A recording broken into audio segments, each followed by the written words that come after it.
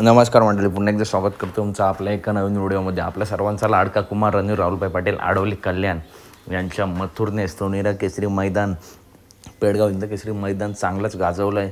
आणि मथुर सध्या समीर भैयांकडेच आहे, त्याच्यामुळे मथुर आता कोणतं मैदान पळणार तर 10 तारखेला हिंद केसरी मैदान आहे 61 फाटा जुनं माळशिरस. मित्रांनो 10 तारखेला ओपनचं मैदान होणार आहे. त्या मैदानात तर आपलं 100% मथुर दिसेलच, परंतु त्याच्या आधी बिनजोडचा बेताच बादशाह नक्की कोणत्या मैदानात पळणार तर मित्रांनो आत्ता येत्या 2 दिवसावरच मित्रांनो एक भव्य दिव्य बिनजोडचं मैदान, घाटावरील पहिलं बिनजोडचं मैदान हिंद केसरी पेडगाव फाटी सातेवाडी येथे होणार आहे.